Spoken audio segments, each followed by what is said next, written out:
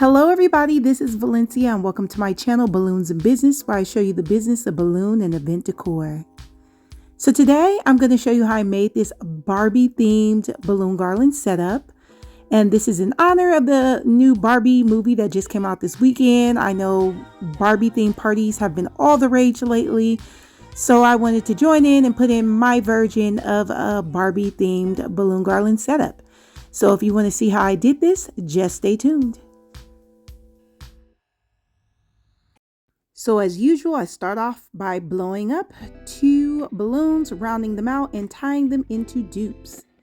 This is the 11-inch GMAR pink. I also blew up some 17-inch Tuftex pink balloons, as well as some Simpertex fuchsia balloons in 11-inch. Now, just a disclaimer, I decided to do this balloon garland on the fly, so I basically used what inventory of pink balloons that I had. So for the Tuftex pink, I only had 5-inch, 17-inch, and a 24-inch balloon. For the Simpertex fuchsia, I had the 11-inch, 5-inch, and I had one 36-inch balloon. And for the GMAR pink, I only had 5-inch and 12-inch. So I had to make do with what I had. I decided to make the Tuftex balloons at the bottom since they were the biggest ones, and I kind of played around by underinflating some of those 17-inch balloons down to about 13 inches. Now, normally I don't suggest doing that. If you want different sizes of balloons, I suggest you actually buy different sizes of balloons.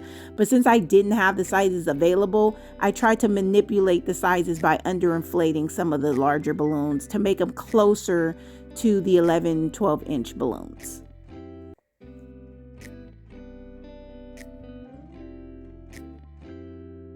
So now I'm twisting my dupes together into clusters.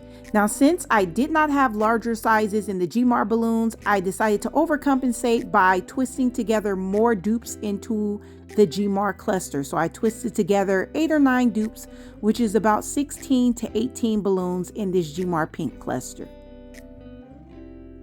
For the Tuftex pink, I twisted less dupes in since these were larger balloons. So I only twisted in about 6 dupes or 12 balloons in this cluster. So now to connect my clusters together into my balloon garland base, I'm going to take one neck from one balloon in one cluster and then a neck from another balloon in another cluster. And then I'm going to tie those 2 necks together.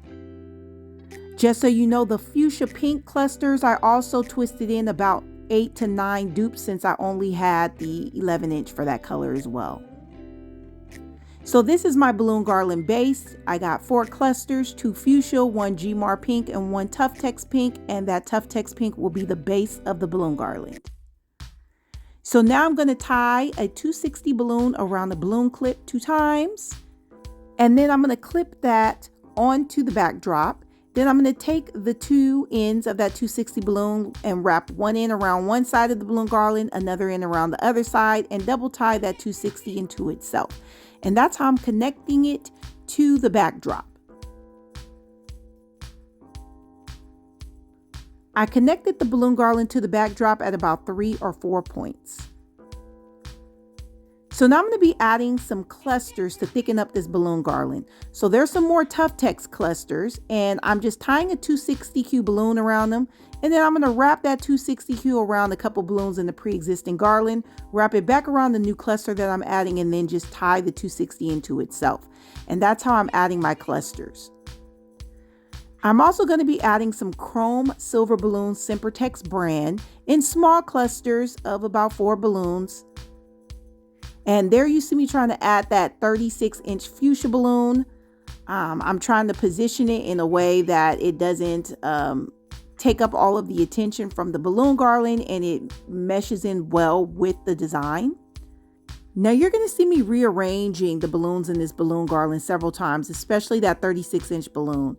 So you see me untie it from the cluster, and then I'm going to use a 260Q balloon to connect it to the balloon garland again at a lower point on the garland. You'll also see me trying to manipulate where I'm going to put that 24-inch Tuftex pink balloon. At one point, the 36-inch and the 24-inch were touching each other. So I had to take the 24-inch out. You see right there, they're touching each other. And you don't want two big balloons touching each other like that. So I had to take it out and then re-put it back in to where they were not touching each other. And so now I'm just adding in smaller clusters, just trying to fill in the balloon garland, but maintain some type of shape. And I'm just sporadically adding in the chrome silver balloons. Now, as I mentioned before, I was operating on limited inventory. I definitely would have added some more 17-inch balloons if I had them, but I didn't. So this is definitely a lesson in the importance of getting multiple sizes. Just simply underinflating or overinflating balloons is not going to give you that variance in sizes. You actually need to buy those different sizes of balloons.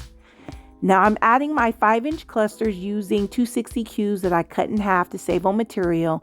And as you can see, the 5-inch clusters are really bringing this balloon garland together and making it look more polished and neat. So now that I'm done with my balloons, I wanted to add some more pizzazz to my backdrop.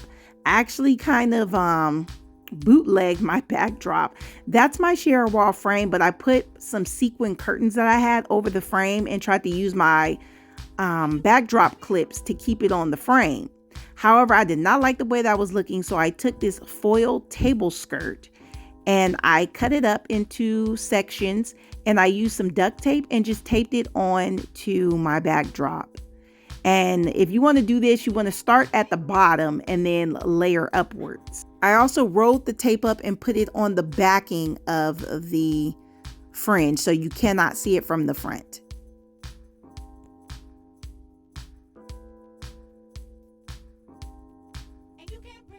And here's the finished product to the Barbie theme balloon garland setup. I'm really happy that I decided to go with the fringe because it really made this setup pop and it gave it that Barbie look. I completed the look by making a Barbie sign as well as a Barbie head cutout that I made with my Cricut machine and cardstock and poster board. So if you enjoyed this video and found it helpful, go ahead on and like it, and please subscribe, and you'll get notifications on future videos on balloon and event decor. And until next time, I'll see you guys later.